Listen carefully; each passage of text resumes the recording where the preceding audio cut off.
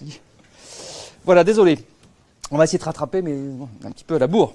Je m'associe au remerciement de Vincent, bien entendu. Je vais le rajouter lui-même dans la liste, d'ailleurs. Il fait partie des gens qui, depuis quelques temps, de 7h du matin à 11h le soir, s'occupent de tout ça.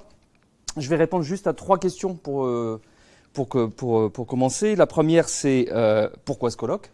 La deuxième sera comment ce colloque ? Et la troisième, c'est pourquoi à l'IHU de Marseille ce colloque. Voilà. Alors, première question, pourquoi ce colloque ? Eh bien, parce que, en réalité, nous manquons cruellement de lieux de débat intellectuel sur la crise de Covid depuis 2 ans. Voilà. Une espèce de chape de plomb recouvre l'ensemble du débat public, y compris le débat intellectuel en général, y compris le débat scientifique en particulier.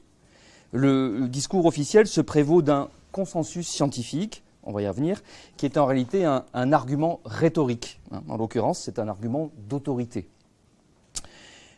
Nous sommes en réalité très nombreux à constater que depuis 2 ans, des erreurs stratégiques majeures ont été commises, des résultats scientifiques majeurs ont été écartés, des principes éthiques majeurs ont été bafoués, et des politiques publiques aussi peu efficaces que fortement discriminatoires ont été adoptées au nom de la science.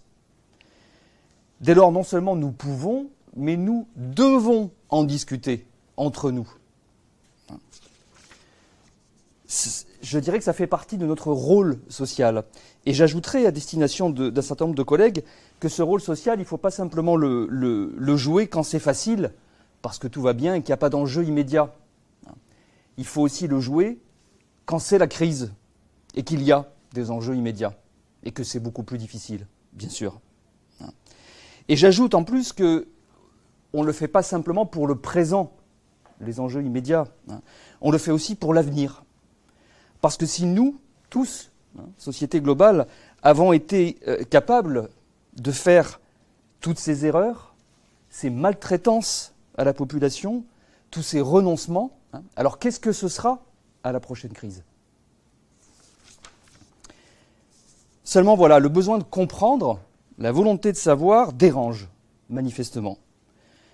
Nous avons subi, Vincent l'évoquait à l'instant, des pressions politiques et médiatiques incroyables, visant à empêcher la tenue de ce colloque. Une véritable campagne médiatique de dénigrement, les Anglais disent le bashing, s'est déployée ces 2 dernières semaines, et nous avons vécu des choses incroyables, auxquelles on n'aurait pas cru si on nous l'avait dit avant. Pour ma part, j'ai dû organiser une 20aine de colloques et de journées d'études dans ma carrière. C'est la première fois que des journalistes s'y intéressent à ce point, d'abord. La première fois qu'ils écrivent des papiers avant même que le colloque ait eu lieu, ensuite. Et surtout, la première fois qu'ils écrivent des papiers qui n'ont été pas de rapport avec le programme du colloque. Programme qui les intéresse manifestement pas. Tous les papiers que j'ai lus de la presse depuis 15 jours visent en fait à discréditer les organisateurs et les intervenants de ce colloque avant même qu'ils aient ouvert la bouche. On attaque les personnes pour éviter d'avoir à discuter leurs idées.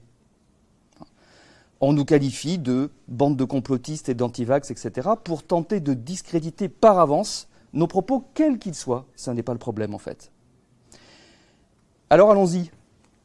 Puisqu'on nous attaque, on va répondre tranquillement, mais en disant les choses et en citant les gens.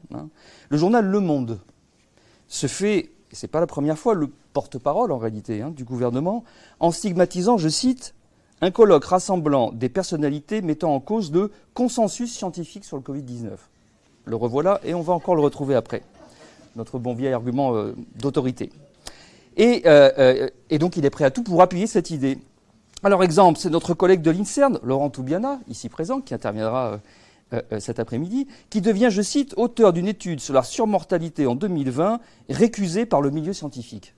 Ah bon ? Alors d'abord, quelle étude ? Celle que nous avons publiée en réalité à 4, avec Pierre Chaillot de l'INSEE, Jacques Beau de la PHP, ou bien celle que nous avions publiée auparavant à 3, avec Jean-François Toussaint, professeur de physiologie à l'Université de Paris. Et puis quel milieu scientifique l'a récusée ? Dans quelle revue ? À quelle date ? Sous la signature de quel confrère ? Mystère. Moi, je ne sais pas. Autre exemple. Un journaliste, cette fois de France Info, s'intéresse si peu à qui nous sommes et à ce que nous avons à dire, qu'il évite de contacter les organisateurs pour s'informer sur le programme du colloque. Au passage, il interviewe en fait une personne qui est un de nos intervenants, Claude Escargoël, ici présent, qui deviendra le lendemain matin, donc dans le journal, le docteur Escargot, sous la plume du journaliste. Et tu as compris, Claude, qu'en réalité, il fallait juste, le gars voulait juste trouver une personne pour pouvoir dire « j'ai interviewé quelqu'un d'eux ». C'est ça le truc. Mais le titre et le chapeau de l'article étaient écrits à l'avance. Le reste, c'est du remplissage. C'est comme ça que ça fonctionne, malheureusement. Mais le comble de la malhonnêteté intellectuelle a sans doute été atteint dans le journal La Provence. Nul n'est prophète dans son pays, on le sait bien. Une certaine Sophie Manelli nous insulte et nous diffame allègrement, c'est pas la première fois d'ailleurs. Nous serions en effet un ramassis de gens pensant que la Terre est plate et que Michael Jackson est toujours vivant. Mais si, c'est vrai. Mais si, c'est vrai. C'est-à-dire qu'on ne sait plus à quel niveau on est tombé. Est-ce que c'est... Comment le caniveau, le bac à sable? Intellectuellement, moi, je n'ai plus les catégories pour définir ça. Et j'ajoute que ces caricatures ne sont pas que des mots. Les mots ont des conséquences. Vont nous manquer aujourd'hui et demain 2 collègues qui se réjouissaient depuis longtemps de cette rencontre et qui se sont pourtant retirés du colloque au dernier moment. Ils ont craqué devant cette pression médiatique. Ils s'autocensurent donc par peur de voir leur réputation entachée et d'en subir ensuite d'éventuelles conséquences dans leur milieu professionnel. C'est ça la réalité. Et 2 autres de nos intervenants à ce colloque étaient à 2 doigts de le faire. Alors je reviendrai demain sur le fonctionnement des médias et des réseaux sociaux, dans la partie consacrée aux controverses. Mais pour l'heure, je veux simplement terminer ce passage sur le traitement médiatique en disant que, malheureusement, ces journalistes ne posent jamais ce qui, à mon sens, est la première question qui mériterait d'être posée, et qui est-ce que nous dérangeons tellement qu'on ait de cesse d'obsession de vouloir nous faire taire? À qui est-ce que nous faisons apparemment tellement peur en voulant simplement réfléchir librement pendant 2 jours de colloque? Voilà, moi, la question que je poserai en premier. Alors, mon deuxième petit point, c'est comment ce colloque? Concrètement, je pensais depuis de nombreux mois faire un colloque autour de la sortie de mes livres sur la doxa du Covid, livres collectifs, mais ça demande toute une organisation et un budget. Et je ne voyais pas comment le faire. Alors quand Vincent Pavant et le syndicat Enseignement, Recherche et Liberté m'ont demandé si je serais d'accord pour organiser un événement scientifique dans le cadre de l'International Covid Summit, j'ai sauté sur l'occasion. Dans sa construction, ce colloque puise en partie donc, dans le réseau pluridisciplinaire que j'ai constitué depuis 2 ans. Il y ajoute des chercheurs de l'IHU, d'autres collègues universitaires marseillais et enfin 3 collègues américains que je remercie tous chaleureusement de leur participation. Le champ des connaissances qui sera abordé durant ces 2 jours est loin d'être exhaustif, mais néanmoins il met en œuvre une certaine pluridisciplinarité qui, je pense, contribuera à rendre compte de la complexité du réel. Concrètement, le champ du colloque est encore plus circonscrit puisque nous avons 2 journées et leurs 2 demi-journées respectives qui forment 4 parties thématiques. La première sera consacrée à des questions biologiques. Et j'ai demandé à Jacques Fantini, professeur de biochimie et de biologie moléculaire à Aix-Marseille Université, d'animer cette session. Cet après-midi, la 2e session thématique sera consacrée aux enjeux épidémiologiques. Et j'ai demandé à Jean Roudier, rhumatologue, professeur de médecine à Aix-Marseille Université et directeur d'une unité INSERM, d'animer cette session. Demain matin, 3e session, la question du soin. Et j'ai demandé au docteur Bernard Giral d'animer cette session parce que je souhaitais, à travers lui, reconnaître et associer les médecins de terrain à notre démarche réflexive. Et enfin, 4e demi-journée, la question des controverses scientifiques. Et j'ai demandé à Hélène Palma, maîtresse de conférence à Aix-Marseille Université et secrétaire générale du syndicat Enseignement, Recherche et Liberté, qui cofinance ce colloque, donc, d'animer cette session.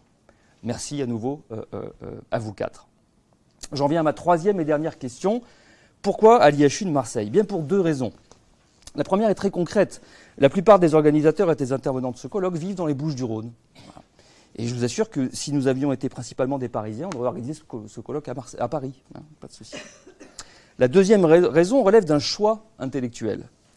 Si nous sommes ici, c'est aussi parce que nous ne sommes pas dupes de la diversion, la grande diversion, en quoi aura consisté depuis 2 ans la diabolisation de l'IHU et de son directeur.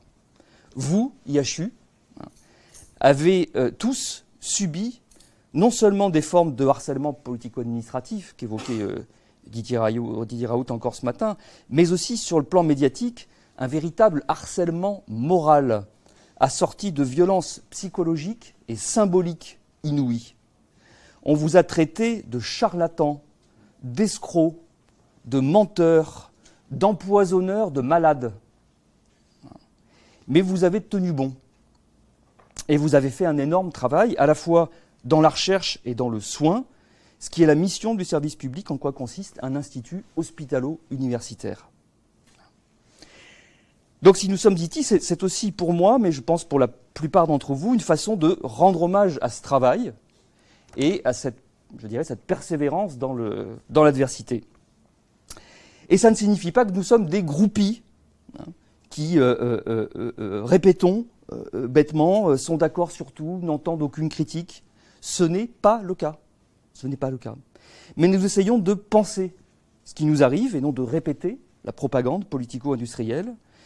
Et à travers les publications de l'IHU, les émissions qui sont diffusées sur sa chaîne, le séminaire de recherche qu'organise le professeur Mathieu Millon, qui intervient demain, à travers l'ensemble de ces travaux, vous nous avez aidés à penser, à être plus savants, à être plus intelligents. C'est pour ça que je suis bien content d'être là, d'ouvrir ce colloque. Je vous remercie pour votre attention, pour votre soutien, et je vous souhaite un bon colloque.